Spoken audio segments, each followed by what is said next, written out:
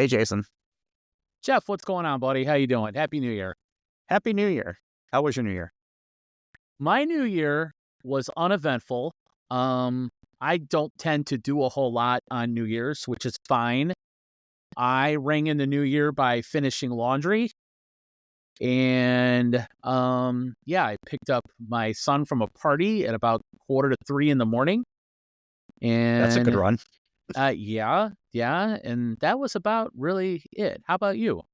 Yeah, low key. Went out to dinner with our friend Kevin and his wife, and I Nice. think we were home by like 9 o'clock.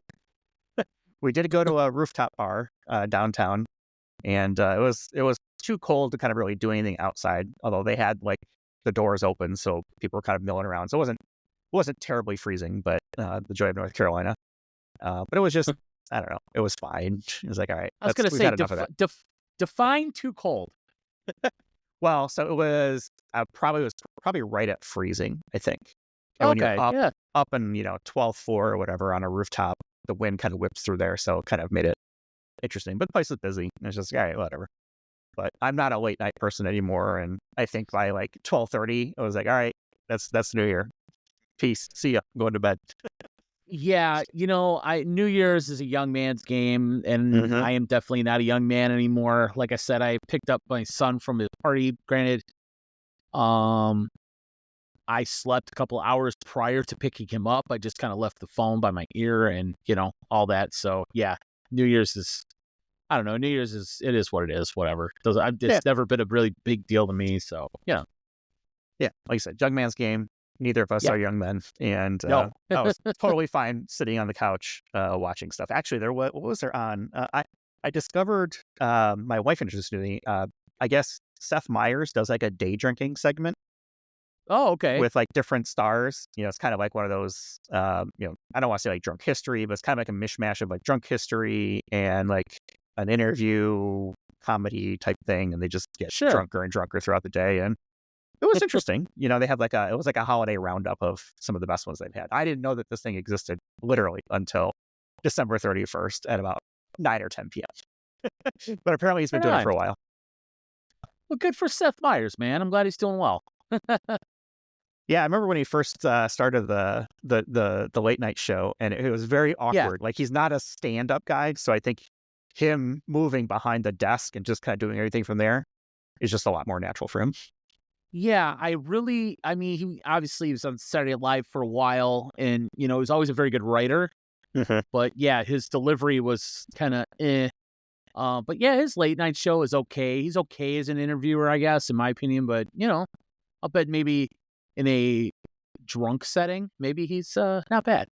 Yeah, I mean they do progressively more interesting conversations and shots and stuff like that. I If you bet. like Will Forte, who was also on Saturday Night Live, I thought I that was do. the best one I saw was him and Will Forte day drinking Yeah, Will's pretty and good. just going crazy on things. Yeah. Yeah, If Will's you pretty had to solid. pick of the tonight of the I don't say tonight shows, but of the late night shows that are out there right now, who's your favorite? Oh boy. And I'll be honest, I don't watch any of them with any regularity. I don't either. Kimmel is too political for me. Fallon is God, he's too he's too gimmicky for me, if that Mhm. makes any sense. Yeah, it does. Um, I've never been a Stephen Colbert guy. I used to really like Conan. I miss Yeah, Conan. well, I good. thought Conan was really good. He's got a good And I thought podcast. yeah, and I thought Leno was pretty good back in the day. But yeah, of the late night shows now, I'm usually watching reruns of some stupid sitcom, so I don't watch any hardcore late night TV. Yeah, I'm a Conan and Letterman were my two. Yes, Letterman is another one. He was really good Yeah. for a long So time. yeah, it was kind of a uneventful New Year's Eve and New Year's Day, also uneventful, which is good. New Year's Day, I began the project, and I'm now kind of regretting it, but it needs to be done, of gutting and redoing my laundry room, because Oh, it's the good one luck. room in my house that has not been touched in forever. It needs to be painted. It needs to be cleaned. We had cabinets that were falling off the wall, so I took those down. So yeah, I'm in the middle of that project right now. So Well, good. When you're done with that, just swing by. come on over. You can do ours. Fly We'll give you fly a me place in to and I'll sleep. fly me in and I'll take some vacation time and hook you up. No Yeah, problem. there you go. Cool. Let's see. I know we talk an awful lot about the Bears, but that's just because that's how we kind of started this thing. This is our last conversation, theoretically. And actually, no, I'm going to guess it's not, because there's going to be coaching and GM things that'll happen. But Oh, Jeff, it's just beginning. I know, The but this will second be season probably is just the most. beginning. Yeah, Yes. I was very torn today. It's always good to beat the Packers, but screwing up draft position is not strategically the right move. No, and I understand. See, I think it's really hard to get guys to lose on purpose. And Especially against the Packers. yeah, And, any arch rival. when you haven't beaten the Packers, since 2018, and you haven't won a game on the road on a Sunday since 2021, And you've lost already, 10 or 11 in a row? you've lost 10 in a row. You're an interim coach who has yet to get his first career win. That's a lot to shut down, right? And the Bears, they were drafting 9th to begin the day. They could have gotten as high as 7th based on what happened today. But because they won, they wind up with number 10. That's where they'll be, regardless of whatever else happens the game tonight or whatever.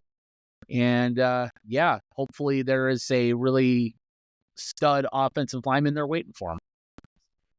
Yeah, I just, today's game was disappointing in so many different ways. It was not a quality win. It wasn't a win against even the starters, because Jordan Love got hurt and what's the receiver? Watson got hurt, both early on. And I know Jordan Love didn't look good right away, but you kind of have to figure like he's probably a better upgrade than Malik Willis, who had a decent game.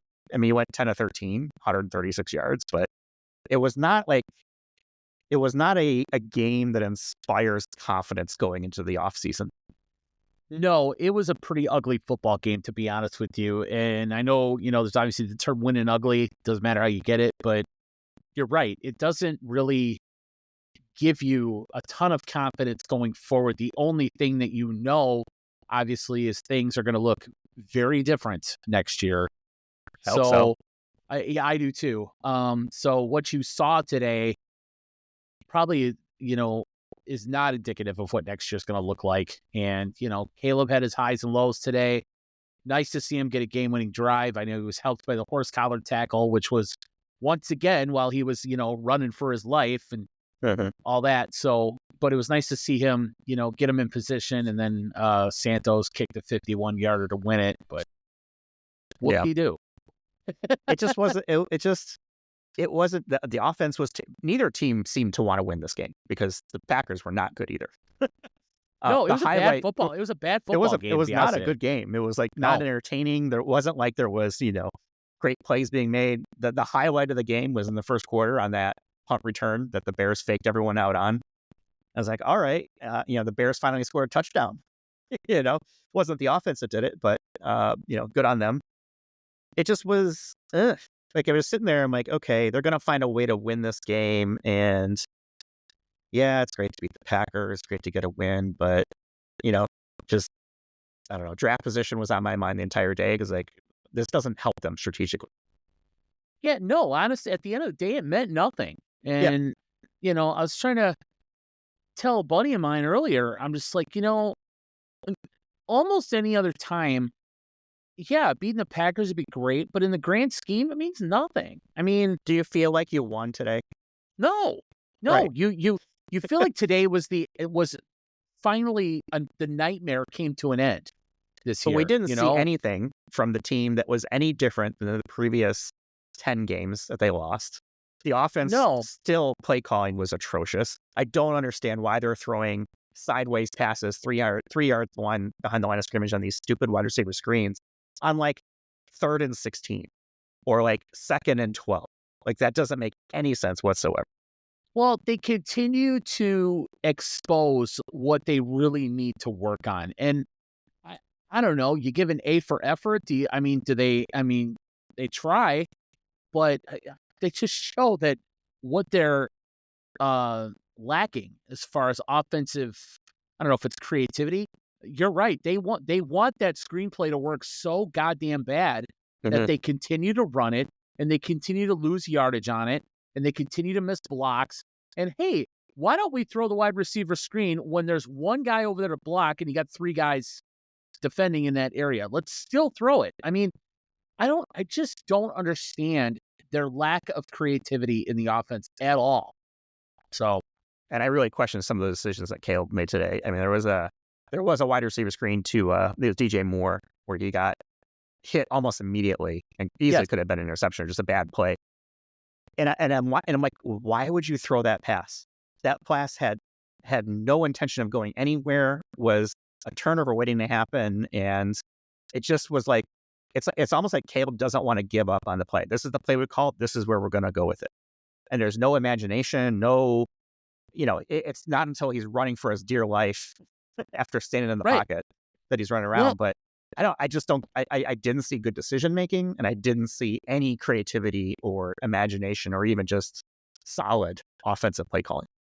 no, and it's funny you say that you call out the DJ Moore play because every time he goes in motion from one side of the field to the other, that's the play. That's what's going to happen. He's going to catch a pass, within a yard of the line of scrimmage and either get blown up or he'll have to wiggle his way through the defense. But the defense is always there because they know it's coming, right? Mhm. I mean, yeah, Caleb very again indecisive. Um, Throw the ball down the throw field, my man. Yeah, Come on. the longest pass attempted today was Keenan Allen. Granted, he threw an interception on it, but I Mhm. mean, when you Yeah, I don't trust know your what Keenan wide, was thinking on that throw either. I That know. was, okay, I get it, right? It's Keenan Allen. It's a gadget play, but I don't know why he was throwing that ball up. The guy was triple covered. Like, what are you doing, man? Yeah, and plus he threw it off his back foot. If he Yeah. actually stepped into the throw, he could have gotten it in there because obviously he has the arm to get it there. But I mean, Swift was open for a brief second. I mean, it wouldn't have gone much further if Swift had caught it, but still. But my God, man! And then they almost looked like they were going to try it again Mhm. on the 2-point conversion, Okay. even I'm though it glad was you a brought the penalty. 2-point conversion because, okay, Yes, they bring up the 2-point conversion. And then, like, okay, well, I guess a penalty on the Packers saves them from the failure. And then they trot out the kicking unit? What? yes, The fuck are yeah, you doing, man? I know. I Why don't would understand. you? There is no, oh, man, uh, You're going to go for 2 from the 2-yard line, yet when you get a penalty that's half the distance to the goal, right. then you're going to kick the extra point. Yeah, I It didn't get it makes no either. sense. I didn't get it. I know the announcers didn't get it. I don't think any Bears fan in their right mind understood it. But they got the extra point. It works. It just exposes what a clusterfuck this organization really is, man. Yeah. I mean, throw the ball downfield, stop throwing it sideways. You throw 29 passes and you only get 148 yards for a 5-yard Yeah. average. Okay. And what was it? The touchdown pass was 32 of those yards came on yards after the catch from DJ Moore. Right. One pass. Well, that's what I mean. It's DJ wiggling through the defense, right? I Right. mean, he made a nice play on that. But Yeah. that just And I was so frustrated with the team. If you're gonna win, show me something. And this didn't show me anything at all. And I just have nothing but negatives going into the offseason. Blow it all up. yes. Do you think Poles is gone tomorrow? Because they've already fired hope Jared so. Mayo in New England. I know. I really This hope is Sunday so. night, by the way. So it's like, okay, they didn't even wait. No, they didn't. And what's funny is the Patriots won today, but I think if they had lost, I think they would have had the number 1 pick. Yep. So Yep. I don't know if that's why they fired him, but they did fire him like an hour after the game, which I thought was interesting. What'll be even more interesting is, okay, what does that mean for the coaching search? Does Mike Vrabel slide into that spot because he's a former Patriot player? Do they want to go with another former player? Or All signs indicate maybe because Vrabel changed his Twitter image to him in a Patriots jersey. like over Ah, the weekend. So I'm kind of thinking it's like, all right, I'm not a conspiracy guy, but did Mayo know he's basically out and say, fuck it, let's win this game? yeah. Was another Lovie Smith situation? When Mm-hmm. he was coaching his last game in Houston. Does that throw a wrench in the Bears trying to bring in Ben Johnson? If you're Ben Johnson, do you want to come to this dumpster fire and work? And granted, you're working with Caleb, but you're working with everything else that comes with the Bears coaching job, or you want to go up to New England and go work with Drake May? Well, At yeah, this point, I mean, Vrabel played for the Patriots, right? he So did. it's Oh, kind of a yes. natural fit there. The good news is that's one less potential coaching option off the table.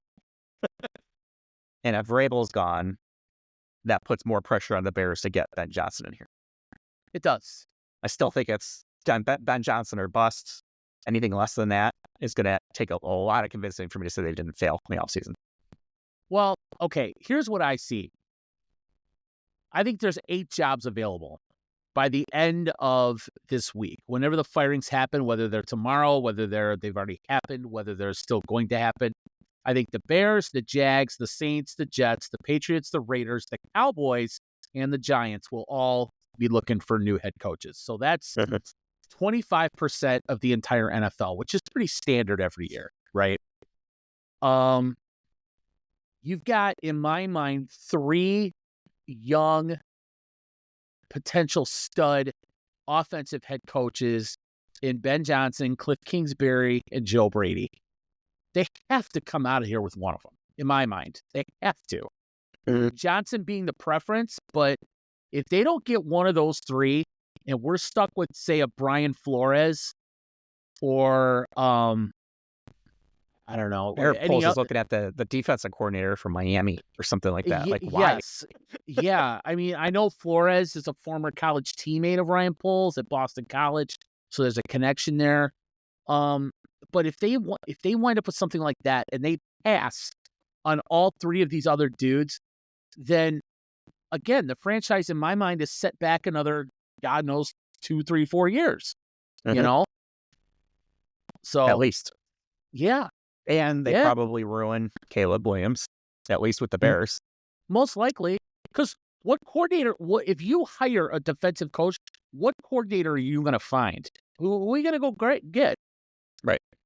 No existing offensive coordinator is going to take a lateral move to come here. 1. 2, is there some young quarterbacks coach that we don't know about? I would think that we would have heard about him by now. And 3, is there any college coach you're honestly interested in? Not really. Yep. I mean, they have to get one of those 3 guys. They have to, in my mind. Well, we'll see. They can start talking to Detroit as soon as they're either out of the playoffs or Super Bowl week at the latest. Super Bowl week. That's right. That's right. So, and they're playing right now against Minnesota, which, 2 best teams in the NFC, 2 14-2 teams battling out for the number 1 seed. That's got to be a dream for the NFL, right? Get down to like the last week.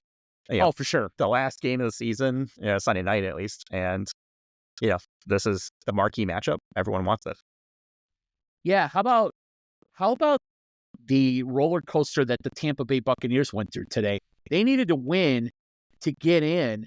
And not only did they get in, but because the Rams lost, they wind up with the 3 seed of all things. So they jumped 4 positions in the playoffs, wind up with the 3 seed, and a home game essentially.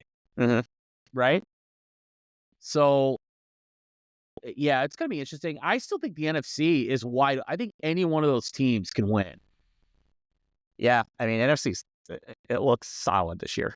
I think the weakest team is probably the Bucs and maybe the Rams, and I think the Packers are probably on the bubble depending on how Jordan Love comes out of this injury from this week. But man, you got the Lions, Eagles, Vikings, Commanders look good. I mean, that's one heck of a lineup. Yeah, totally agree. You want to make a prediction on the Super Bowl? Who plays who? Not a win, but who's going to be in it? Sure. I I'm still going to ride with Buffalo. I just don't think Kansas City gets there this year. There's too many questions. They've won. I know they're what? They finished fourth. Did they win today? That 15 I and 2. don't know. Okay, so they finished 15-2. I know Mahomes didn't play today, so Yeah, not many people on the Chiefs played at all. It was a no, rest game for them. right. And I don't know think they the make it folks. either, though. But I think they used up No, all of their luck throughout the year getting that 15 wins. that's what I think. So I think Buffalo is the clear favorite. I think that's a pretty easy guess for me. 'Cause Over the when Ravens? Yeah, I do. It'll be one of those two, but for me, Buffalo, I don't know. I don't think Josh Allen would let them lose. I really don't. Mhm. Um, I'd love to see a Bills-Ravens AFC AFC title game. championship. Oh, Yeah. absolutely, Yeah. absolutely. That would be fun. Uh-huh. As far as the NFC goes, I know the Lions are the hot pick, but something tells me the Vikings are just gonna roll. Sam Darnold has got everything going on. He's got, Justin Jefferson, Jordan Addison, TJ Hawkinson. That's as good a three-headed monster as there is in the NFL right now, in my opinion. The running back is solid. They have a really nice defense led by one Brian Flores, and I know I just totally shit on him as the Bears head coach, but he's a But very good he's a good defensive coordinator. defensive Right. coach, no Know your doubt. role. Yeah, exactly. They really don't have a weak link, and I think I think it's the Vikings conference to lose. I think a great story would be if the Commanders. See, I can't get over it, but the Commanders, Uh-huh. could make a run. Jada Daniels is a great story. But yeah, I mean, you could see the Lions, the What about Rams the if they get Eagles? on a roll. Eagles, a lot of good teams in the Maybe if NFC, man. Jalen Hurts, we'll see what his health looks like, right? Yeah, I mean, Barkley pretty much keeps you in every game, right? Yeah. What do you think about him sitting, not going for the record? I think it's the right move. I mean, it's the Because right move. I yes. mean, it's a lot of sacrifice, to do that. Hey, what's more important, the record or the ring? Exactly. He gets hurt. He's done for the year. The Eagles are done, most likely. Mhm. I know they're good, but Barkley Barkley's made that thing go, man. makes them great. 2,000 right? yards rushing. Come on, man. Right.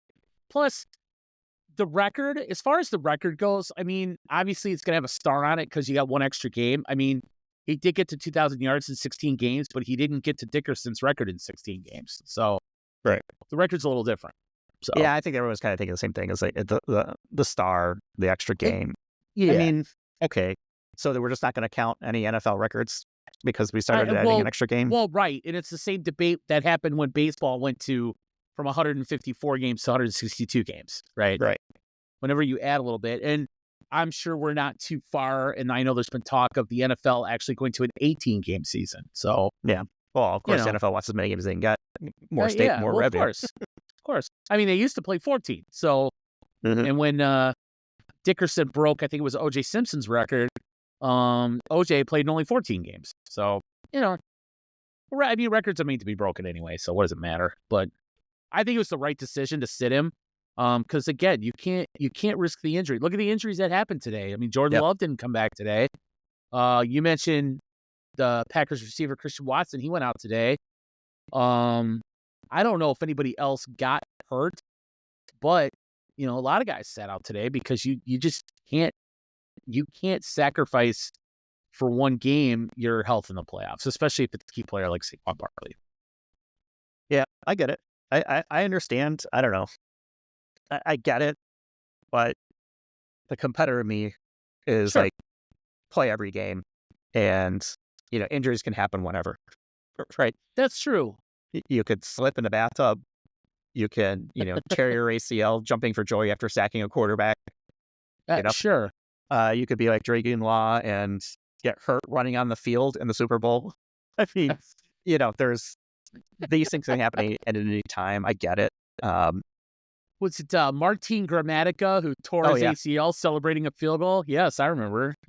Kirk Cousins, hurt his neck headbutting the wall after he scored a touchdown. Right.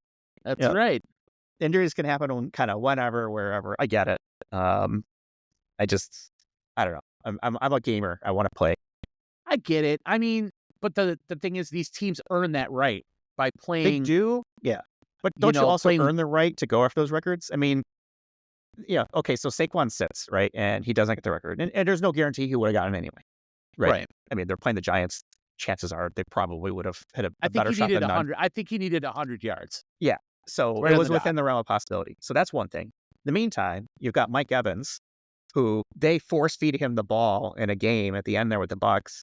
And, he catches one pass, gets his 9 yards, goes over 1,000 yards for the 11th time, and hits some sort of incentive. He makes $3 million on that one play. $3 million on one play. How And about that was that? absolutely a stat patter. There was no thought about ulterior motives. Like, no, we're going to throw Mike Evans the ball here. We're going to get him his 1,000 yards. Oh, any other situation, they're taking a knee. I mean, they were up Yeah. 8 with 30 seconds to go with the ball. Exactly. I mean, yeah. Everybody in the stadium knew what was about to happen there. It's just a matter of Mike Evans, don't drop it. You get one shot at it, and that's it. And, I mean, he's Mike Evans. He's making a catch, and makes the catch, turns it upfield, gets his. He only needed 5. I think he got 9. He needed 5 yards. That's right. And he knew it as soon as he got it right. And a team comes around and congratulates, which is great. Those are great moments. But it was pure stats, right? It was a vanity, $3 million vanity play. Yeah, no doubt. And again, you play all year to put yourself in that situation, right? Mm-hmm. I think it was his 9th catch of the game, if I'm not mistaken. I mean, he had a lot of catches today. But yeah, hey, good for him. I think he's the second guy in NFL history to have 11 straight 1,000-yard seasons. And anytime you're on a list with Jerry Rice, yeah. Chances are you're going to the Hall. Well, Mike Evans is definitely a Hall of Famer, no doubt about it. Yeah. So look, I like seeing that kind of stuff, and I feel like it was a missed opportunity to have someone so close to, a pretty sacred record when it comes to the NFL. Right. Because it's really rare to get over 2,000 yards. It's really rare to get over 1,500 yards in today's NFL. It is. And to have someone so close, and I feel like that's like the NFL would have loved to have seen that happen. Oh, for sure. I mean, most teams use 2 running backs, right? I mean, most running attacks are 2-headed monsters, and I couldn't even tell you who the other guy for the Eagles is, because Saquon is kind of yeah, really. I mean, Saquon is kind of their workhorse, right? Mm-hmm. So to see him get that record, yeah, it would have been awesome. It would have been really awesome knowing what you saw on Hard Knocks when the Giants GM, I think, said, we can let Saquon go. I mean, is he good? Is he going to go run for 2,000 yards? Well, that's exactly what he did. And that's why the Giants are drafting where they are, and Philly's in the playoffs. Yes, and are most likely to fire Brian Daboll, and perhaps even their GM, what's his name, Joe Sheed or Joe Scheid or something whatever. Like that. Yeah. So I don't know. I want to see moments like that. And the rushing one, I've always been a fan of running backs. My favorite players are Barry Sanders, Walter Payton. And to have someone come close to that was like, would have loved to have seen a record like that come close, right? Yeah, it'd have been cool. It would have been cool. A good way to cap the season. And it wasn't like they were playing for anything. Go out, get your 100 yards, and go sit on the bench. Yeah, right.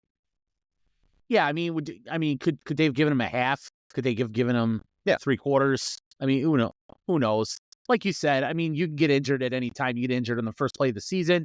You get injured on the last play of the season. You never really know. So, yeah, it was just an interesting day of kind of football. I know the Bucks game was kind of like probably the most exciting one. There were a couple of good games yesterday with Cincinnati. Missing the playoffs, but that's what a bad defense will do for you.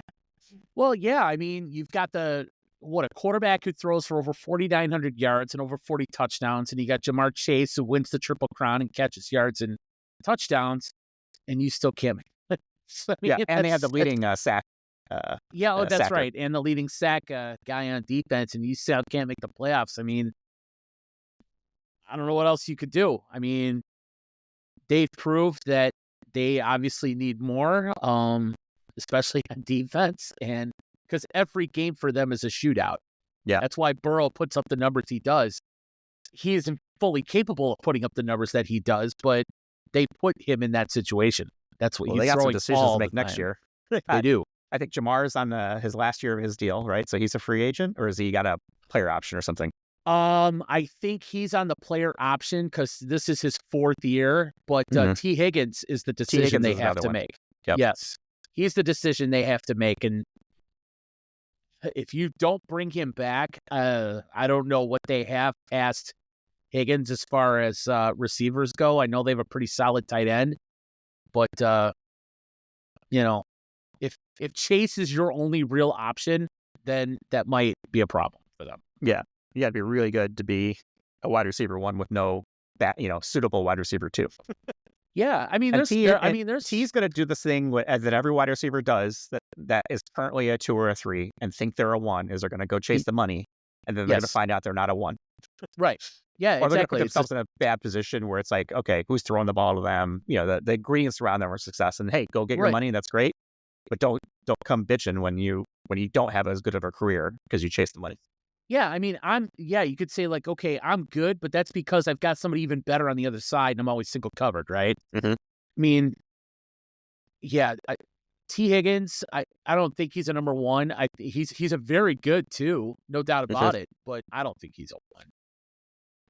Yeah, I don't either. Yeah, I don't know.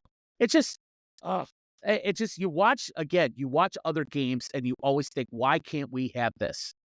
Why can't we have this? I mean, it's not. You look at the stats. I mean, DJ Moore set a career high for catches today, 98. I mean, he almost had 100 catches this year, which I didn't think was even going to be possible with them having a without Doomsday a feed on that team. Yeah. Yeah, and granted, they probably took all his catches from Cole Kmet, but I mean, Keenan Allen, I think, ended up with 70, and Odunze, wrote it down. Odunze ended with 54. So, the one thing for DJ Moore, he had 2 more catches than last year, but he had almost 400 less yards than last because they year. don't throw the ball Because they don't throw the ball they down throw the it field. sideways. Yeah, Keenan Allen had almost 500 less yards than last year. Granted, different situation. He was playing with Justin Herbert last year. He did have 38 less catches, but again, only 744 yards. Rome, his rookie year, 54 catches, 734 yards, and 3 touchdowns. Is that productive for rookie receiver? What do you think? I think so. I think for where he fit into this offense, yes. Only because you've got DJ Moore and he's got Keenan Allen ahead of him. And to have over 50 catches, I think, as a rookie is pretty decent, considering the 2 aces you've got ahead of you. I would agree. The one thing he cannot do and needs help with is block. Oh, yeah. We saw that many times today. Not a blocker. Yeah, he's not a good blocker, but he had the most average yards per reception on the team. So he is their downfield threat, if you can call 13 yards average downfield. Well, I mean, how many times did Williams miss him deep this year? Oh, yeah. Oh, Williams missed a lot of people deep this year. Yes, but he yes, did. You're totally right. As far as just the offense play calling again, it's like they play. It's like almost all of their strategy is like, let's get the next 5 yards. Yeah, and we're gonna go sideways, or we're gonna, I don't know. They don't use the middle of the field. Like it doesn't make any sense. No, it's almost they like play the station to station version of football. Like baseball just goes from base to base to base, station to station. The Bears, like you said, they like to get 4 or 5 yards at a time. Rarely do they get 15 yards or 20 yards at a time or whatever. I mean, Caleb, he did throw for 3,500 yards this year, which I don't know what the expectation was. 20 touchdowns, 6 picks.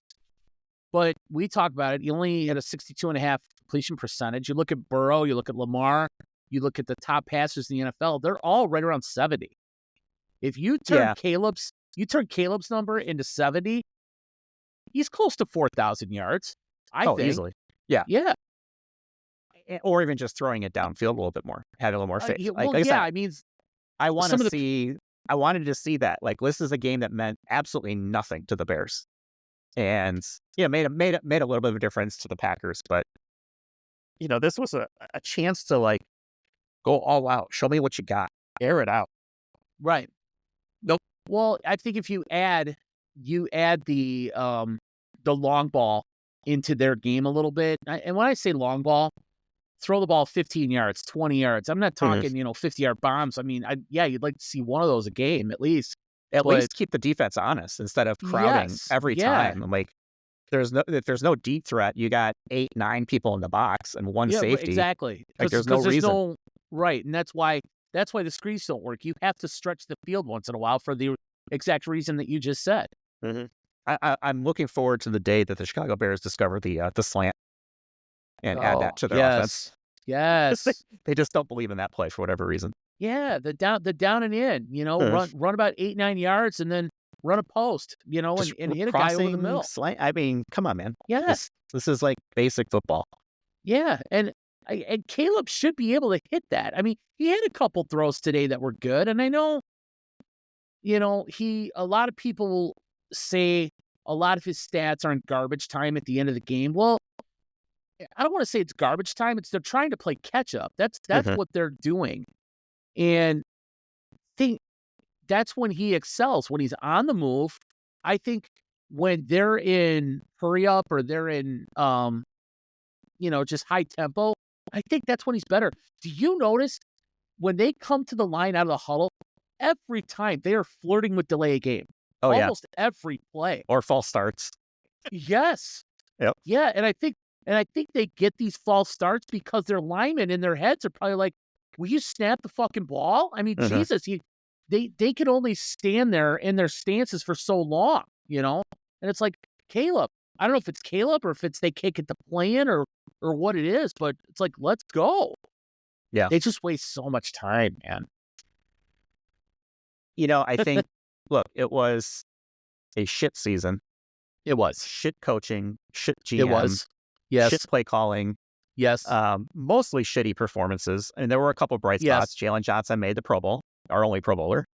And then he went and got hurt today. So hopefully he's okay. Nothing major. Yeah. And, I asked you last week, who's the Chicago Bears MVP? Are you sticking with Jalen Johnson? Yeah. Yeah. I think it's more obvious now than it ever was, to be honest with you. I mean, he also caused the fumble today. I mean, guy running by, he just punches that ball right out. Yeah. That was one of the bigger plays of the year, to be honest with you. That and the Byard hit on Malik Willis, that was the hit of the year. Yeah. It's like, and you see these things in the last game of the year, it's like, oh my God, where was this? Where was this kind of stuff earlier, But I mean, it just shows that they have it. It's just if they want to do it. And you're talking about Jalen Johnson, the Pro Bowl. Guess who else made the Pro Bowl? Khalil Mack. We traded him away. Yeah. Guess who else made the Pro Bowl? Roquan Smith. We traded him away. Yep. Who else made the Pro Bowl? Jalen Carter. Pay him. Jalen Carter. We could have drafted him. We didn't want him because supposedly he was a character issue. Jared Verse, rookie who made the Pro Bowl. We could have drafted him, but we didn't. Jaden Daniels made the Pro Bowl. We could have drafted him. He didn't. I understand why we didn't draft him. Brock Bowers, he made the Pro Bowl. Another rookie. We could have drafted him, and we didn't. So it just pisses me off. We just can't seem to make the right decisions, man. I don't. I mean, Daniels, he's kind of an anomaly because, I mean, he's only the 4th rookie quarterback to make the Pro Bowl ever. Yeah. Well, I mean, he is also put into a better team. Yes. And arguably a coach or at least offense coordinator that understood how to leverage him. And look, he executed too, right? I mean, can't just say it's okay, the player didn't do anything. Player did. But as we saw throughout the year, the Bears coaching and specifically offensive play calling and offensive line were just atrocious all year. It was shit. Yeah. As mentioned earlier, shit. All of it. So Keenan's coming off of his contract at the end of this year. You bringing him back? If the money's right, only if the money's right. I would not pay a premium for him. I don't know what the demand is going to be for him, but he proves he could still play. For me. His last contract, which was in 2020, was a 4-year, $80 million deal. So he's making about $20 million a year. He's not a $20 million receiver. Nobody's going to pay that. No. No, I think he could get maybe wide receiver 3 money somewhere. It's just a matter of where. But I also think you've got a rookie receiver that needs to play a bigger role going forward. Well, yeah. I mean, that's what they drafted Rome for, right? I mean, Exactly. he was Well, like the exactly. ninth pick, 12th pick last year. I don't remember what round he was 9, in. number Yeah. 9. Okay. So you don't draft a wide receiver that high to have them sit at wide receiver 3 for long. No, exactly. So So that's hopefully he takes a step forward. hopefully. I mean, the guy can catch some football. The guy can run. He's big. He does win one-on-ones, which we've seen. If Caleb could hit him deep, I'm sure his numbers would be a lot better. I do think he's a potential 1,000-yard receiver in the future, but he can't do that with both Keenan Allen and DJ Moore on the team. No, it's too difficult, especially now with this offense.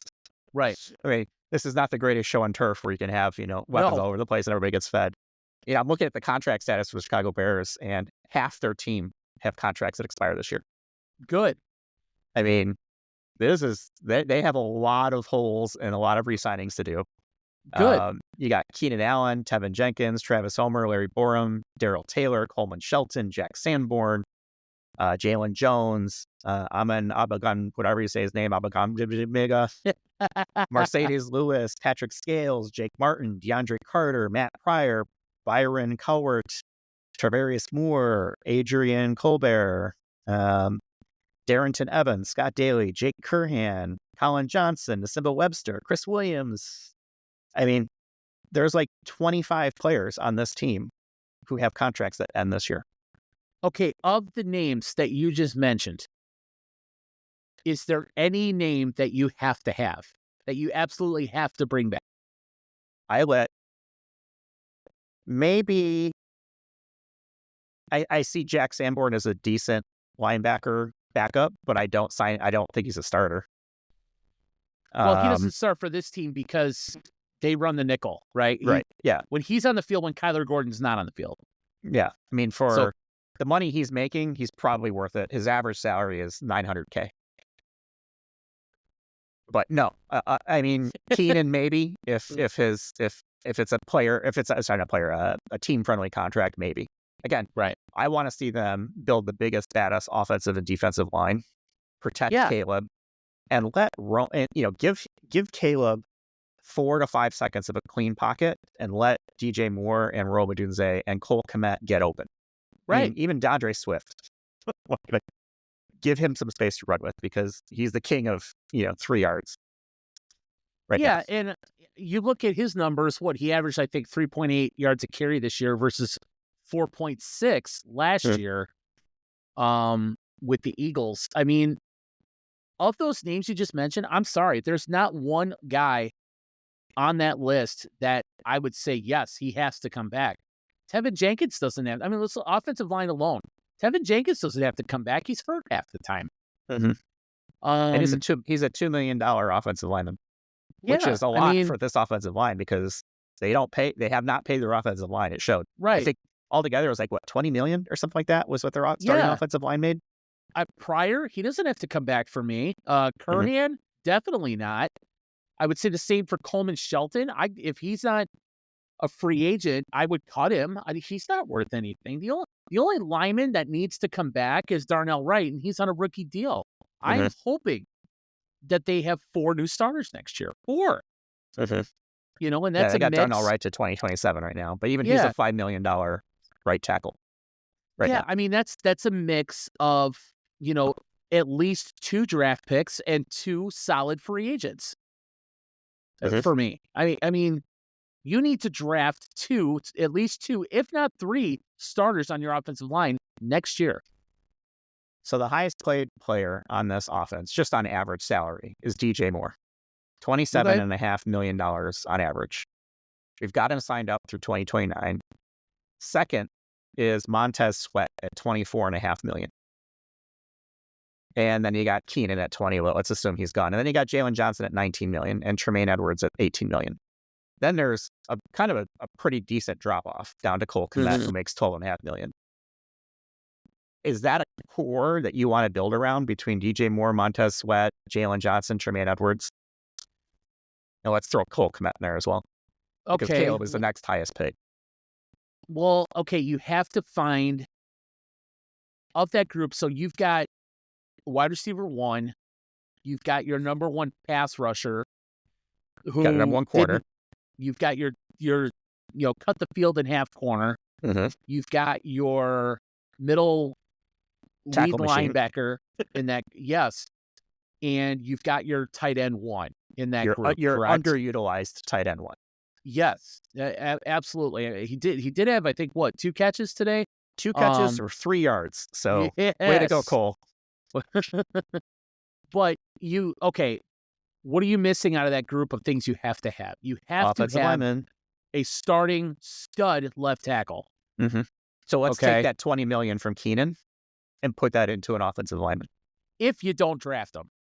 If you don't draft him. If you don't draft him. But even then, if you draft him, how often do offensive linemen from the draft, absolutely crush it the first year? Like right away? You're right. Not very. I mean, they can't all be like Quentin Nelson of the Colts, or he's the one name that strikes me because I know he's made the Pro Bowl just about every year since he's come into the league. They can't all be like that. There aren't many offensive linemen that are free agents that are good, that actually hit the market. I know we've talked about Trey Smith of the Chiefs. He's not hitting the market. There's no way they let him go. Okay. They've got to find it somewhere. I think tackle has to be their priority either way, whether it's free agent, draft, whatever. And I think we said this, free agency comes first. Is that correct? Or is it the draft? I know we talked about it. Yeah. Okay, so free agency comes first.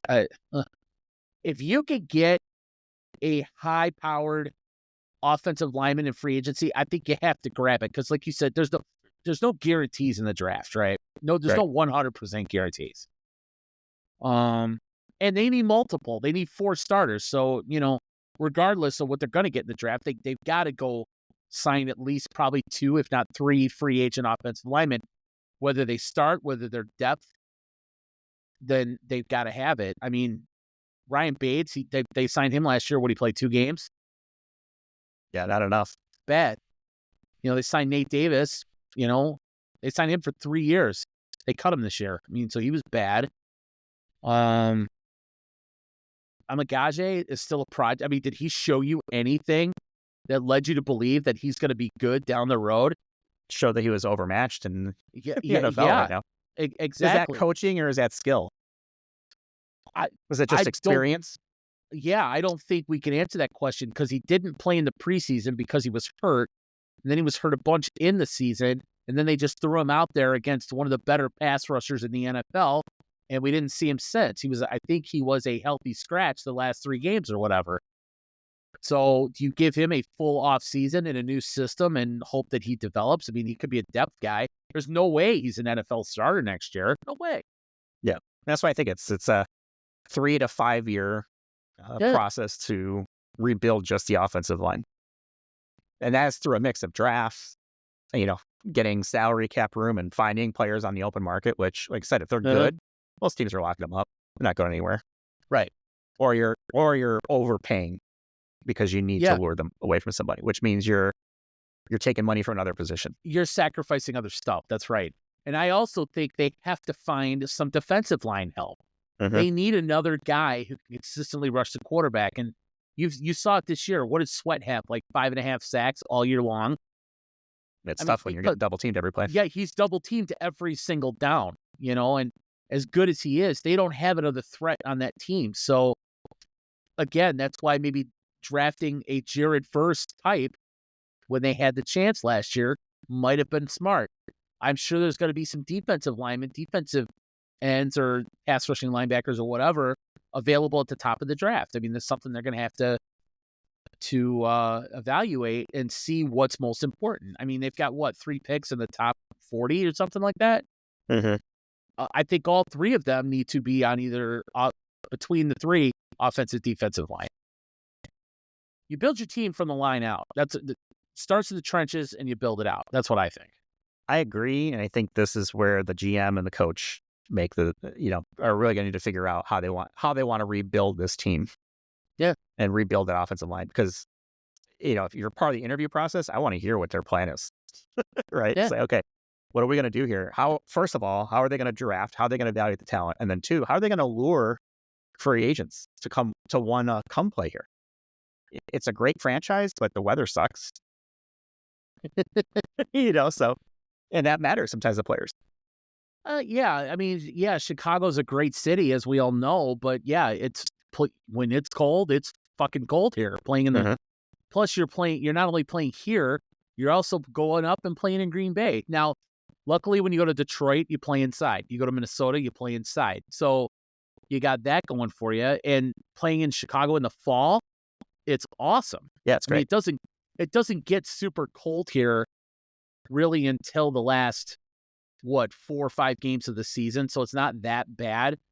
And if you made the playoffs once in a while, I would say you January, would know. February, but let's be honest, you're probably not playing in February anytime soon. No, not anytime soon. But yeah, why would somebody want to come here? I mean, it's the same thing with the coaching position, right? I mean, yeah, there's I so saw many rumors question this week marks. that Ben Johnson was more interested in the Jacksonville job. Well, all right, well, you've got Trevor Lawrence, you've got a proven quarterback, you've got a good young wide receiver in Brian Thomas there.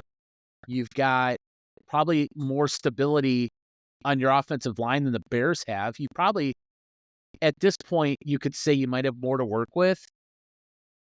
I don't know. Better weather, and it's better weather, no income tax. Yeah, right. I'm not sure what Jacksonville's GM situation is. That's why I think they have to let Poles go. I don't think they will. I really don't think they will. I wish they would, but I don't think they will. You do. I think that they have heard enough the last couple of games, and I think the sell the team chant, as much as it pains to hear, I think that struck a chord with people in the organization. So I think Poles is gone. Maybe not tomorrow, Black Monday for NFL coaches, but as part of the head coach search or whatever that looks like. Well, it was interesting today because I saw a video on Twitter after the game. Sometimes they show the head coaches addressing the team and how exciting it was. And, Caleb Williams presented Thomas Brown with a game ball today because his first NFL win as a head coach. Probably going to be his only NFL win as a head coach. But, there was all that. And Thomas Brown was, all excited addressing the team. And he basically said, hey, no matter what happens, I'm always here for you.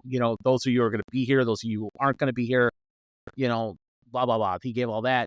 You saw Kevin Warren in the background and some of the front office personnel in the background.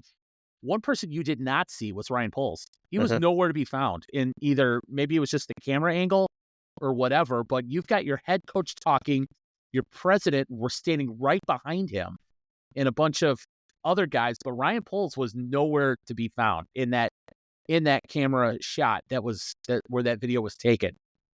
I found that to be kind of interesting.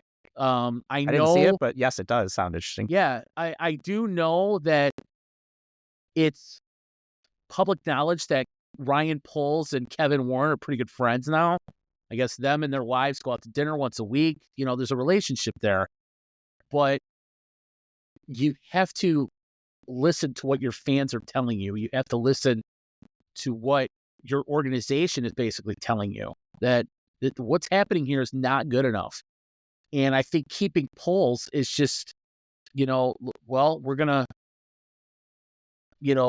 do what we've been doing and hope for the best. My problem is, do you trust Kevin Warren to make the right decision if he lets Poles go, to hire the right people? What does he know?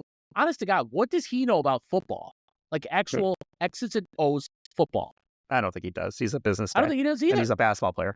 So, yeah, we talked about this. What has Kevin Warren accomplished since he became president of the Bears? I don't know. Opened up a bidding war between Arlington Heights and Chicago. That's about it. He has. I am convinced if he wasn't here, the stadium would be under construction in Arlington Heights. He somehow has convinced the Bears to say, I know you spent $199 million on this property out there, but it might not be in our best interest. Really? What are they going to do with that property, man? They're still paying for the renovations that they did to Soldier Field, 20 years ago? They're still paying for that. And Kevin Warren is telling them, I know you have this property, but we need to look at other places potentially in downtown Chicago. Where? Yeah, I don't know. Real estate is never depreciates. No, it doesn't. Unless I it's, know that. especially in Chicago area. And look, that property is first of all, it's a great location. It's already built It out. is. And even if they don't use it for an NFL stadium, they could do something with that. Either turn it into a training facility or Right. UFL team, or move the Chicago Fire there, right, or whatever it may be. No, Right. I know they can do a lot. I know they can do a They'll lot find with something to do with it. I don't, but I'm with you. Like, I don't see him as a football guy. I see him as a business guy. No, it's totally frustrating to know that he came here almost 2 years ago and has done absolutely nothing. They're no further along with their supposed new stadium that they want than they were when he was brought here. So that's frustrating. Well, Ryan Pohl's supposed to be the football guy. It hasn't worked out too well. And that's frustrating too. Yeah. Their whole I don't damn, know. their I whole, just disappointing their whole win. damn organization is frustrating. I know. I just don't feel I don't feel good going into this offseason, and I don't feel like there was anything that they could build off, from that game. It was just kind of like, it was almost like a mercy killing. Like, all right, we're done here. Well, you look at how we felt going into last offseason. We knew, okay, yeah, last season was tough. It was a struggle, blah, blah, blah. But we knew we were walking out of there with the number one pick, right? And we knew that there was something coming that could be great. This offseason, not only are you not walking out with the number one pick, but you are walking into the offseason knowing that, I hope we didn't mess up our number one pick that we already got. And I don't think they have, not yet.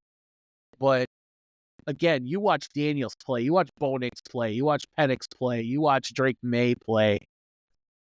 Those guys are ahead of where Caleb is now. Is it Caleb's fault? Not necessarily, but it's reality for the Chicago Bears that they are behind where they should be. Way behind. Way behind. Well, I am happy to be done talking about Chicago Bears. For what? What else you got for me? Anything? Yeah. Anything else, please, Jason? Sure. We could talk about another franchise for a second that is also kind of at a crossroads, but they've been at a crossroads for years. I mean, the Bulls announced that they're going to retire Derrick Rose's number. Yeah, I saw that. I don't know, it was an Next Instagram year? video or something with the reaction with Derrick Rose, which is cool. I was always a Derrick Rose fan. Yeah, they just had Derrick Rose night here. I think it was Saturday, so yesterday. They beat the won. Knicks. They did. In a shootout again. Yeah, and one, if you're a avid Bulls fan who follows everything that goes on, most people would say, why are they winning? They're just going to wind up in the play-in or just outside the play-in. You're going to wind up with a low or mid-level number one draft pick, and they're going to keep going where they are, never going to get any better. But, it's winning on Derrick Rose night. It's exciting. So it's a feel-good story. Yeah. Look, Derrick is a hometown hero, and, had it not been for the injury, there's a lot of, what could have happened. It was nice to see him play while he was there, and it's unfortunate he wasn't able to finish the career there. But he still went on and played with the Knicks, and I think it was just the Knicks, other team. Oh, he played. Oh God, he went to Minnesota. Oh, that's right. Yeah, I think he had a stint in Memphis, if I'm not mistaken. Yeah, you're totally right. Yeah, but he played a lot with the Knicks. Obviously, Thibodeau had him out there as he did with the Bulls. But no, Rose had a really nice career. But you're right. His career will always be what could have been.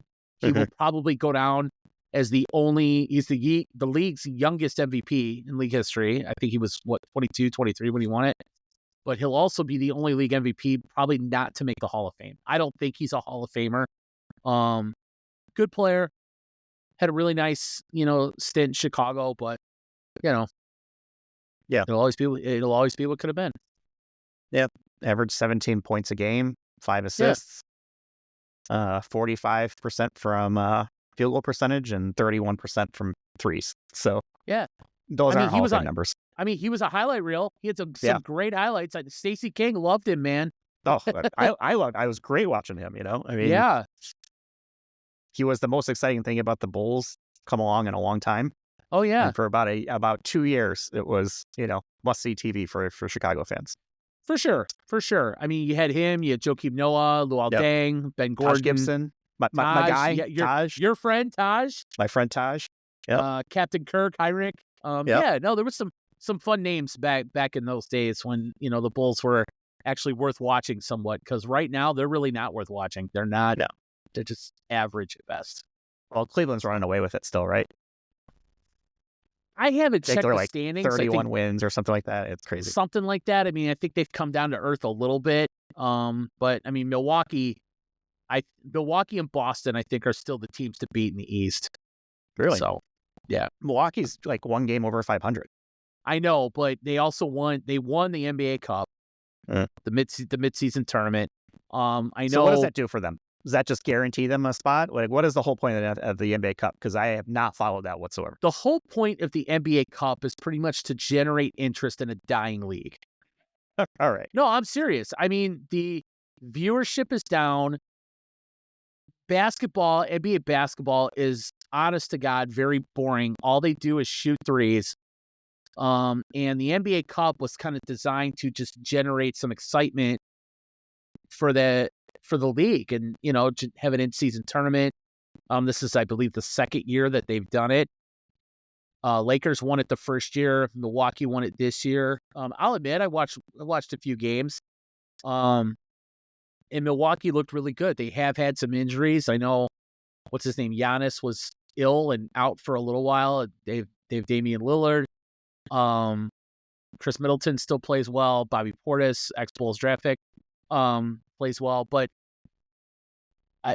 Boston is probably the class of the East, in my opinion. Cleveland will be good, but I think at the end of the day, they lack experience, and, you know, I think experience in the NBA matters. So there's no point to this other than just, hey, let's do a mid-season tournament, and it looks like you make money. That's it. Yeah, I think each player gets what, $500,000 if you win. Yeah, if you win the tournament, each player gets $514,971. There you go. A nice round number. Yeah, I mean, you get to go, you know, I think the key is to, make it to Vegas. I think the final 4 teams in the tournament go to Vegas, play it out, and then you move on with the season. So, okay. But I don't know. Yeah. It seems kind of like whatever. Exactly. But it's today's NBA. I mean, and that's why you're seeing scoring way up. That's why you're seeing games like the Bulls had against the Knicks, where they score 139 points and win. I've seen games where the Bulls score 130 points and lose. So back when, you know, Jordan was playing, or when Derrick Rose was playing, you know, sometimes it was a challenge to get to 90 points. And now you're not scoring 120 a game. You're getting your ass kicked almost every night. So it's just different. Yeah, like I said, it's a 3-point game now. Yeah. And that's, I think, is that Steph Curry who brought that? Do we single-handedly thank / curse him for pulling up from the logo? Yeah, I think so. I mean, he started it, and kudos to him. I mean, arguably the best shooter of all time. There's a lot of guys who can shoot the three now, but Steph Curry, you know, is legendary as far as 3-point shooting goes. Mm-hmm. And still to this day, you know, his range is half court on in. Yeah. So, and if you watch some of the stuff like pre-game and warm-ups, he's shooting from like the hallway out in the locker room. The guy's amazing. Like, it's great. It's not exciting. No. I want to see, you know, the good old days for me. It would have been, you know, driving the lane, banging down, and, you know, dunks, acrobatic layups, you know, the mid-range game, you know, fadeaway jumpers, right? Stuff like that. Well, that's why the Bulls, when they had DeRozan, who, you know, is king of the mid-range, DeMar DeRozan, I mean, 2 points is just 2 points. And it's like, I remember Bernstein on the score would always say, God, if he would just take one step back, he would have 3 points on every shot. So it's like, what are we doing? You know, and his game, unfortunately, is kind of obsolete. You don't see a whole lot of just mid-range jump shooters anymore. It's guys who can rebound, guys who can, you know, bang down low. or it's guys who can shoot the three. And there's now 7-footers who can shoot the three. So, it's just, and you've seen different. over the last like 20 years, the number of 3-point shots per game is like doubled. Oh, I know it. It used to be like you'd get like 10 to 12 per game, and now you're getting like 30, 40 3-point shots per game, which is nuts. Yeah, and everybody, I know everybody talks about, well, it wasn't the same as when Jordan played. Well, there are other guys that played the same style of game as Jordan did, like Allen Iverson. Well, I loved Iverson, watching Larry Bird play, watching Magic Johnson play, watching Vince Carter play.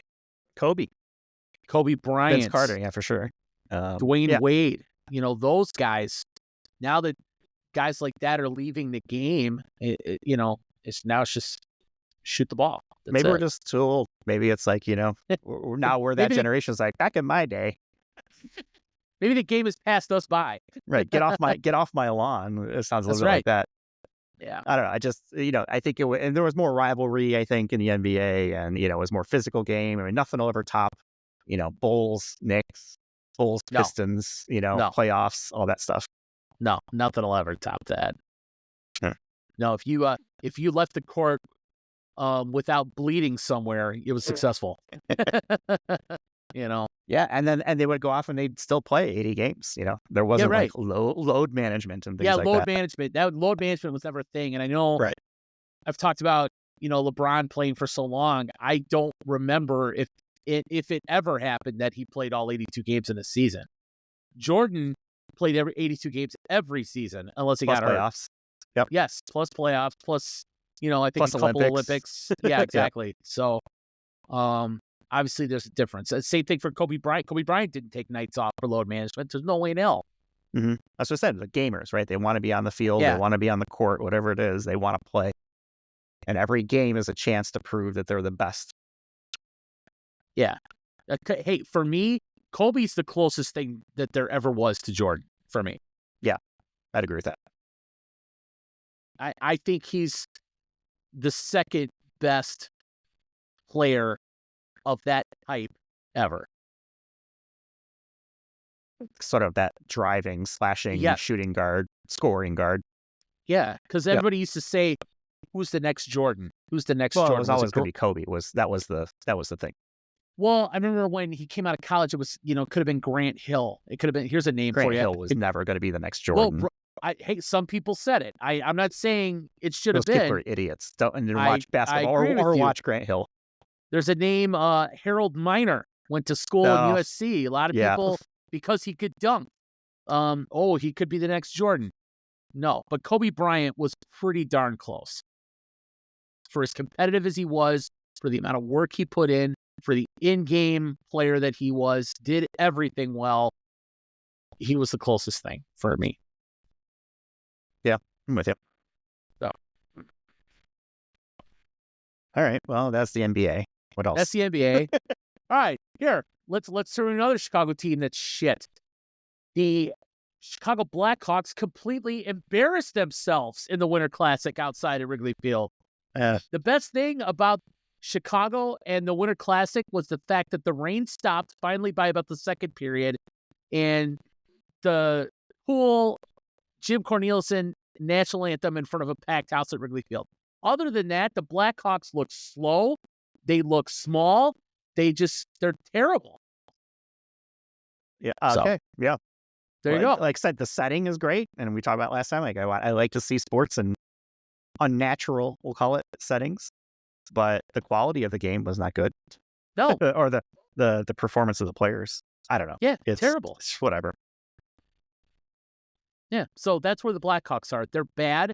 They're a long way from being good. They've got a lot of prospects, in the minors that might make them good in a few years, but it's a hard product to watch right now. So that's all. That's my high horse on the Hawks. They suck. They are bad, and they're not going to be good anytime soon. Oh, it's just Chicago sports in general sucks right now. Pretty much. Yeah. Pretty much. All right. What other positive things you want to bring up? Did you listen to any music I gave you as homework the last couple of weeks? I need to catch up on that. You gotta refresh me on what it is. Trying I to think always of the go last to one. my mainstays. My mainstays, 80s rock, late 80s hair band stuff that most people think is garbage, but I love it. No, Airband's Those are my great, man. go-tos. Yeah, so Those are good. I think I mentioned LSD last time, LSD, yes, okay, I do which I remember that. enjoy. They're just a good solid pop Right. album. Let me think. What's another one? Did I ever mention Massive Attack? No, but I have heard them before. Okay. I am a little familiar with them. So Been a Massive while though. Attack, Mezzanine, the album, Mezzanine. just kind of chill, chill hop, trip hop type stuff. You'll recognize one song as the theme to House. Okay. And that's pretty much it. And then they just got a bunch of good stuff. Again, kind of very, very chill, kind of relaxing Okay. electronic. And then The Orb. I think I probably mentioned The Orb a while back. The Orb. I think you did too. All right. Yeah. I will listen to these 3 this week because the Bears are done and I no longer have to pay attention. So I will give these. The Orb, Adventures Beyond the Ultra World, classic album. I want to say it came out in the 90s. Okay. And 91 is when it came out. No. Headphones on. Just listen and try to identify each level of sample or beat or rhythm or whatever it is, because every track has so many different layers to it, and you'll focus on one layer, like okay, and then you'll notice something else, Okay. and then you'll notice something else, and it's kind of like one of those. I want to say it's like a 5 or 6 tracks, whatever, but it kind of runs through the entire. It's kind of like meant to be all listened kind of at once. I like music I like a group that could do different things. Yes. Does that make sense? Yes. I don't, because so this is one guy, and he's like an electronic kind of guy. So you're not going to hear a lot of differences. What you'll hear though are different layers of beats and samples, and just sort of how they meld together, and you kind of get lost in it. Makes sense, because a lot of the music that I listen to, it's like the band has one defined sound that they basically have built a career on. They don't stray away from what they do well. They're, a lot of bands that I listen to, I don't want to say they're afraid to, but they just don't bother trying to branch out. Versus they have an identity. And yeah. Nickelback is who Nickelback is. Right. I'm not saying I'm a diehard Nickelback fan. I like Nickelback. It's fine. I like Nickelback. I don't love them, but they've got some good turn stuff. them off. Yeah, right.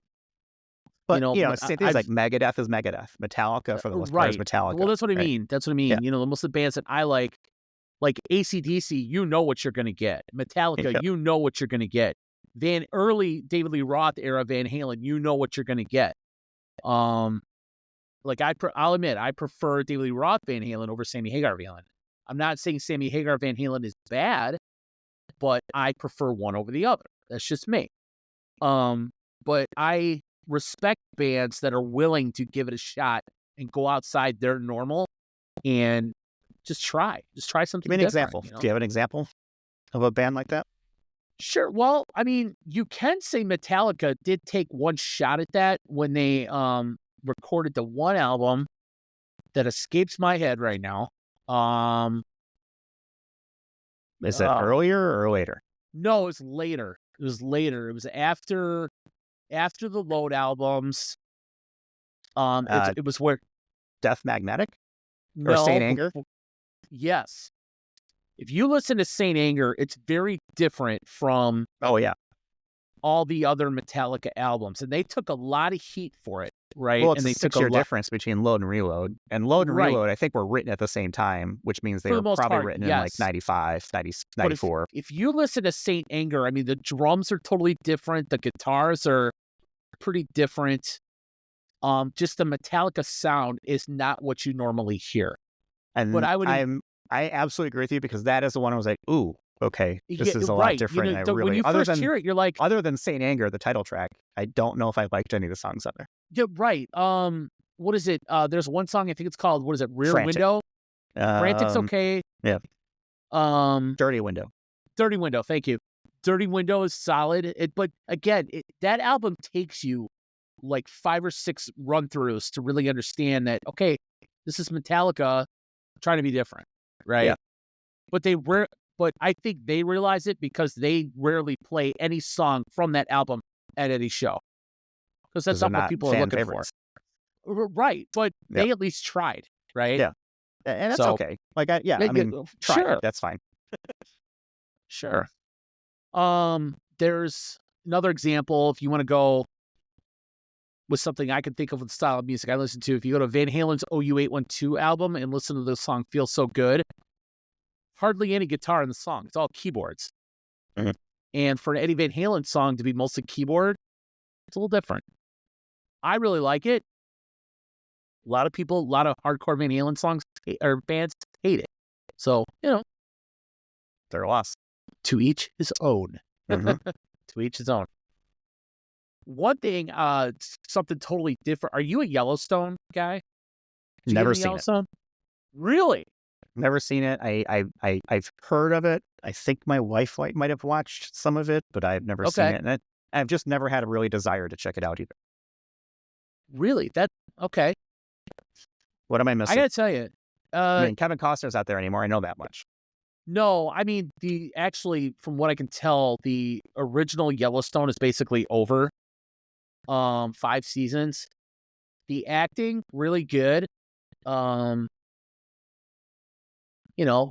school Western, kind of old school Western, kind of in modern day. I mean, it's about raising cattle and all the politics that come along with that. I mean, it's setting in Montana where it's kind of like the old ranch hand is trying to hang on to the past and trying to keep the future from coming in and bringing in the modern day society into the open land of Montana, if that makes any sense. But just started that. I've seen pretty much all of them, but my wife and my son just started it over break. And watching it again, pretty interesting. Mhm. If you have time, I think you'd like it. It takes a little while to get going. I know it took them a couple episodes to get into it, but the acting is pretty damn good. And there's a couple spinoffs from it. I think there's 2 prequels. Yeah, I remember one seeing with, that. I was like, Harrison Ford's in one of them, I one think. with Harrison Ford Yeah. and one with Tim McGraw. And Okay. both of them are really good in each individual prequel. And I know there's a couple, I think 1 or 2 other spinoffs that are coming. But I don't know if you watch any of the Taylor Sheridan shows on Paramount. No, I'm not a Paramount guy. I just don't have. Okay. I don't watch anything on Paramount that I think about it. I mean, he seems to, I don't know what his connection is with that network, but I'm not a big Taylor Sheridan, the actor, fan because he's in all of his shows. And every time he's in the show, he's kind of an asshole, like a cocky asshole, but pretty good writer. And the stories he puts together and the shows he puts together are pretty darn good. So I would recommend if you get a chance to watch either Yellowstone, watch Landman, which is with Billy Bob Thornton. I like Billy Bob Thornton. Yeah, it's about the oil rigs in Texas, in the heart of Texas. And it's kind of funny because do you remember the movie Friday Night Lights? Yeah. When he was not the show, the movie. Yeah. And he was high school football coach. Well, Landman is set in the same city in Texas where he was the football coach in the movie. And you watch the Permian, whatever the hell their nickname was, but there's a scene at Permian High School where he was the football coach in Landman, where he's now just a dad. So it's kind of interesting. It was just weird that there's that connection because Friday Night Lights, the movie came out, I don't even know how long That was a ago. long time ago. Yeah, it was, but which I really enjoyed. I really liked that movie. But Landman with Billy Bob Thornton, what's her name? Allie Larder. Yeah, Allie Larder. Is in that show. Yep. With Cream Bikini. That's her. 2004 is when it came out. Okay. But yeah, good show. Good show. It's in its first season. Pretty interesting. It's about, like I said, it's about oil drilling and all that stuff. That's John on Hamm. Paramount too, or is that on something else? Yeah, no, that's on Paramount. John Hamm, Demi Moore. Yeah, pretty good. All right. You mentioned Harrison Ford. Have you seen Shrinking on Apple TV? No, I do not have Apple TV. Okay. Shrinking. Really, really good and funny. And it might be Harrison Ford's best role ever. Really? Yeah. It's on Apple TV Plus or whatever. But it is fantastic. I think we're on second season now. My wife and I, it's the one show that we watched together. And so we're like halfway through the second season. Okay. But he is absolutely brilliant in that show. You know, that's interesting to hear you say that, because anytime you see Harrison Ford interviewed, I think he's the strangest dude. He's just not interested. He's just very gruff. How does this guy even get out of bed in the morning? Like, he looks like he would be so boring to hang out with. And I know he's married to what's her face? Flockhart. Yeah, from Mhm. Ally McBeal, I think it was. Mhm.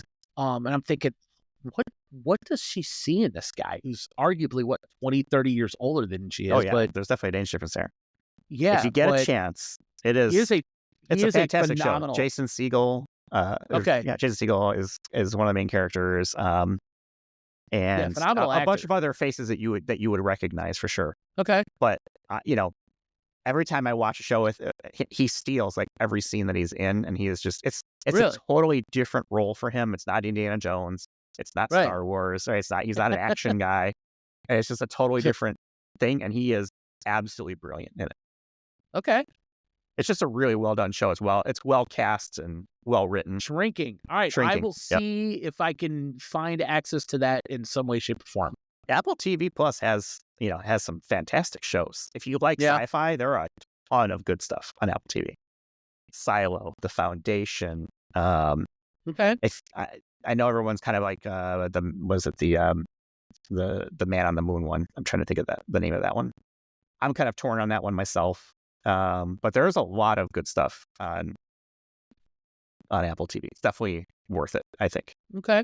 Which means you probably haven't seen Severance, because that's on but Apple I've heard TV. of it. Oh, Heard of it. it's so trippy and so good. Yeah. Okay. Ted Lasso. You never saw Ted Lasso? No. I again heard of it. What's his name? Dude, Jason Sudeikis. Jason Sudeikis, and it's built off of that Ted Lasso character he did for NBC a few years back, and it is Okay. a brilliant show. I think there were three or four seasons, and it's fantastic from start to finish, and they're done with it. He's so. he's like a coach of some kind, right? In that Yeah, show? I mean it's the premise of an American football coach Okay. moving to London to take over a English soccer team right? Yep. Okay. who sucks, and they're not a good team, and it's like the team is like they're trying to shake it up, and divorce, and the wife gets the team, Right. and she's trying to get back at her husband by hiring this American, and it turns into just a really fantastic show. I mean, so many good moments, just kind of a feel-good comedy type drama type thing. Interesting. Speaking of Jason Sudeikis, I realized that SNL, Saturday Night Live, is going to be 50. Yeah. And their 50. 50th anniversary special is coming up, in another month or two? I'll be honest, I still watch Saturday Night Live pretty regularly. I watch just about every episode, Okay. and it is extremely inconsistent. There's probably one or two, decent sketches per episode, but the highlight is always Weekend Update. Oh, It I is was going to say, Colin Consistently Jost strong. and Michael Che are arguably the best Weekend Update guys they've had, and they've had some good ones. I mean, They've had some good ones. They've got a really obviously- good dynamic, and the whole thing where they trade jokes at the end of the season and make each other say jokes. That they're always they're always racist. It's usually and all that racist kind of stuff, with Che against Jost, and Jost getting him back by having him talk about Drake or Diddy, right, or whatever right. it may be. I mean, but you talk about who's done Weekend Update over the years. You talk about what Tina Fey, Amy Poehler, Dennis Miller, Norm Macdonald, who Norm Macdonald was good. Norm Macdonald, when he ragged on O.J. Simpson at every possible turn during the trial and all that stuff, was awesome. Chevy Chase way back in the day. Watching Dana Carvey imitate Dennis Miller in front of Dennis Miller, that was always good. So, Saturday Night Live, I I'm starting to watch it again because there are some pretty solid characters on that show now. There was a time when it's like I don't even know anybody on that show at all. Yeah. Well, it's Like I kind of was like always this is they've got a whole bunch of new cast members this year. yeah, Um, and yeah, I and mean it's gotta been hand it's consistent, you gotta hand it to Keenan Thompson, man. What is he on? dude. Like his Hang on, man. 19th year? Yeah, I think he's there until he retires, and it's just like I'm done Yeah, with it. which is amazing because I know those cast members usually don't last more than I don't know 5 or 6 years, but that guy's been on the show forever. I obviously a lot of people have gotten their start, from what I mean, Adam Sandler, Mhm. Will Ferrell, Eddie David Spade, Murphy, David Spade, Dana Carvey, Kevin Nealon, Will uh, Forte. yeah, uh, Sudeikis, all Mhm. those guys, Jimmy Fallon. I mean, Yeah, you could go on and on. And Tina Fey, you could just go on and on and on with the names of that show. And one guy I used to love, and it's a shame what happened to him, but one of my all-time favorites was Phil Hartman. Phil Hartman. Yep, He was so good yep. at imitating like Phil Donahue, and he did all the imitations. Sinatra was so goddamn funny. I always liked Unfrozen Caveman Lawyer. Yes, yes. But I think the recent things that I've seen, Bill Hader and his oh yeah, Stefan character uh-huh. is something I can watch over and over and over again. Yeah, Mike Myers was always good. Mhm. That was before he was what's Austin Powers. Carvey as the church lady. He's been That was on always a this good last time. season a couple times as the church lady. They did a Okay. cold open actually, I think recently with Dana Carvey as the church lady. Okay. I want to say it was a couple weeks ago, but it was like the entire cold open was church lady. Nice. Yep. Yeah, and I mean they've had obviously some iconic hosts. I mean, my wife Michelle loves what the Derek Jeter episode from way back when. I don't know why, but she just thought Derek Jeter was hilarious. I know Peyton Manning has Peyton hosted Manning's Saturday been on Night there. before. It's done Nate very well. Bargatze's been a couple times, and he has a recurring The- sketch now where he plays George Washington. Yes, the George Washington with Nate Bargatze is outstanding. Yep. And at Nate Bargatze shows, they actually play that clip during the seating and everyone kind of getting ready and Oh, stuff like that, nice. as they have like a video thing going. And that's one of the clips that they play is him doing the George Washington skit. Yeah, I think he'll be very quickly to join the Five Timers Club. Yeah, John Mulaney's another good one. Yes. Yeah. No, over the years, big fan of Saturday Night Live. I hope it keeps going. Yeah, good stuff. Good stuff. Yep. A lot of fun. I'm a fan. I'll keep watching it. Like I said, it's inconsistent. There'll be occasionally a good one, but I feel like when you finally see the good one, it's like, okay, it was kind of, Yeah. it's really good. Yeah. Yeah, no, Um, Weekend Update is definitely the highlight.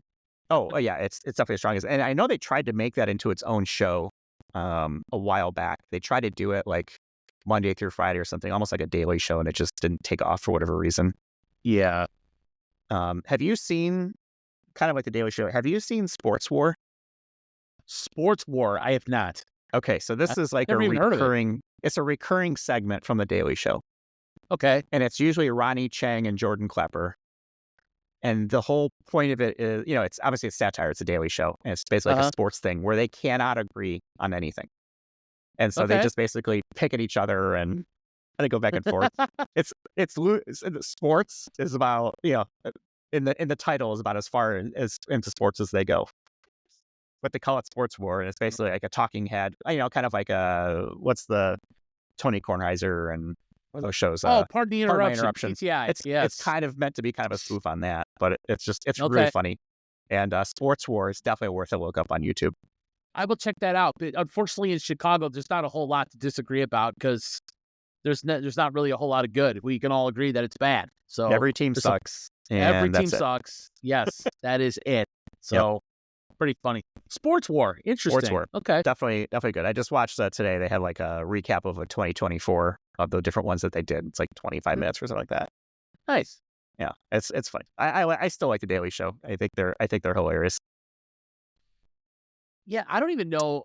is Jon Stewart back to hosting that show or? So he does every Monday, I believe. Okay. And I'm not sure where they're at right now, but the plan is he does Mondays and then they rotate hosts kind of throughout the rest of the week. So I'm trying to think, because obviously I know that's where Stephen Colbert came from, correct? Yep. And then I don't know who's hosting the show now other than Jon Stewart. It's Jon Stewart, and then you have like Desi Lydic and Jordan Klepper and Ronnie Cheng. They kind of rotate the correspondents. They did a thing last year before Jon Stewart came back where they had like celebrities come in and do like a week-long guest spot, and some were good. Some cameo. Yeah, exactly. And some were good. Some were not so good. Like they'd have like Leslie Jones and John Leguizamo and people like that come on and do it. But Jon Stewart is a natural, and obviously I think they skew more Democratic, but he has gone after Democrats pretty hard, especially in his first episode back. I was like, wow, all right. Yeah, no, John challenges anybody. Which I appreciate. Is good. Yeah, absolutely. Yeah. So, but it's it's satire and spoofs and stuff like that, and I still enjoy it. Well, it's good. Well, no, I got some stuff to check out, man. Let's see, LSD, Massive Attack, The Orb, Shrinking, Severance, and Sports War. Yeah, and Sports War is the easiest of those to flip on YouTube and be done in 20 minutes with. Nice. And then you go in a rabbit hole and start looking at other things on YouTube. Nice. Well, I would implore you to give Yellowstone a shot, give Landman a shot. It's just really good acting. So if you're into that kind of thing, pretty cool. I'll give it a shot. I'll try pretty much anything. I finally finished Andor on Disney Plus from the Star Wars stuff this morning. I don't know why it took me so long, but that was really good. I like Star Wars, so I love Star Wars. I'll kind of get into.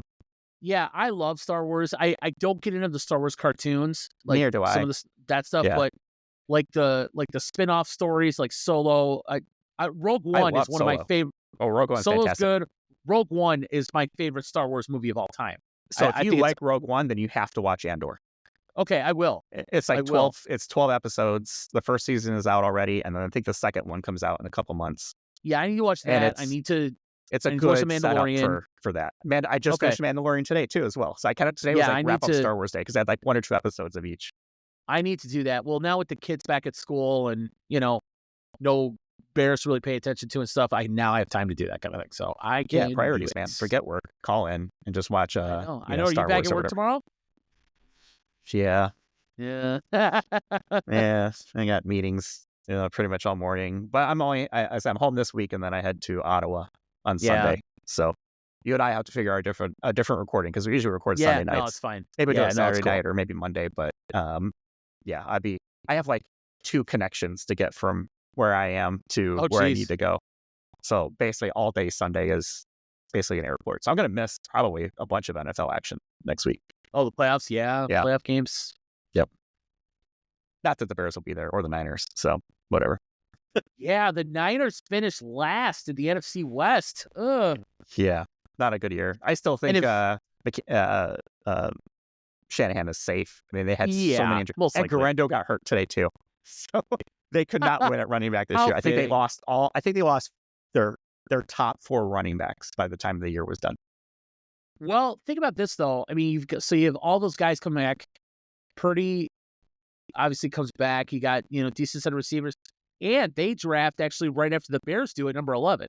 And they have some needs. They definitely need some help.